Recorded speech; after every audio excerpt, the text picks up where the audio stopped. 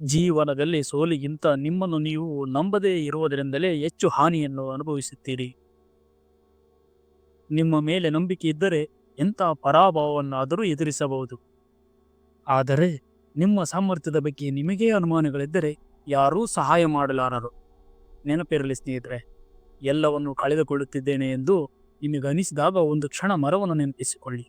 ಅದು ಪ್ರತಿ ವರ್ಷ ತನ್ನ ಎಲೆಗಳೆಲ್ಲವನ್ನೂ ಕಳೆದುಕೊಂಡರೂ ಮತ್ತೊಮ್ಮೆ ಮರದ ತುಂಬೆಲ್ಲ ಎಲೆಗಳನ್ನು ಧರಿಸಿಕೊಳ್ಳಲು ಆ ಸಮಯಕ್ಕಾಗಿ ಕಾಯುತ್ತದೆ. ಸ್ನೇಹಿತರೆ, ಸೋತೆನೆಂದು ಯಾವತ್ತೂ ಕುಗ್ಗಬೇಡಿ. ಯಾಕೆಂದರೆ ಗೆಲುವು ನಮ್ಮನ್ನು ಈ ಜಗತ್ತಿಗೆ ಪರಿಚಯಿಸಿದರೆ ಸೋಲು ಜಗತ್ತನ್ನೇ ನಮಗೆ ಪರಿಚಯಿಸುತ್ತದೆ. ಜೀವನದಲ್ಲಿ ನಾವು ಎಷ್ಟು ಒಳ್ಳೆಯವರು ಮತ್ತು ಎಷ್ಟು ಕೆಟ್ಟವರು ಎಂದು ತಿಳಿದಿರುವುದು ಇಬ್ಬರಿಗೆ ಮಾತ್ರ.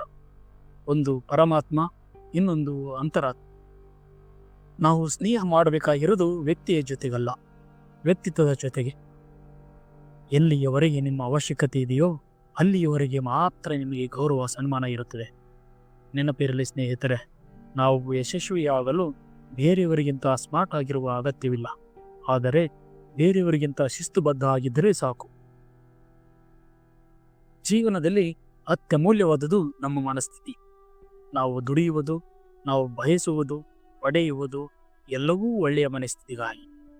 ಮನಸ್ಥಿತಿ ಒಳ್ಳೆಯದಿದ್ದರೆ ಅತ್ಯಂತ ಅಗ್ಗದ ವಸ್ತು ಮುದ ನೀಡುತ್ತದೆ, ಇಲ್ಲವಾದರೆ ಅತ್ಯಂತ ದುಬಾರಿಯಾದರೂ ಅಹಿತವೆನಿಸುತ್ತದೆ.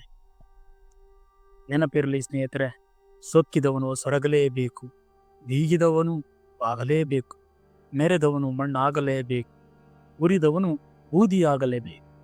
ಬಾಳುವುದಾದರೆ ಸಮುದ್ರದಂತೆ ಬಾಳಿ ಸ್ನೇಹಿತರೆ, ಬೇಕಾದವರು ನದಿಯಂತೆ ಬಂದು ನಿಮ್ಮನ್ನು ಸೇರುತ್ತಾರೆ. ನೆನಪಿರಲಿ, ನಮ್ಮಲ್ಲಿ ಯಾವುದಾದರೂ ಕೊರತೆ ಇದ್ದರೆ ದೇವರಲ್ಲಿ ಬೇಡಿಕೊಳ್ಳಬೇಕು. ಏಕೆಂದರೆ ಹಂಗಿಸದೆ ಉದಾರವಾಗಿ ಕೊಡುವವನು ಭಗವಂತನೊಬ್ಬನೇ.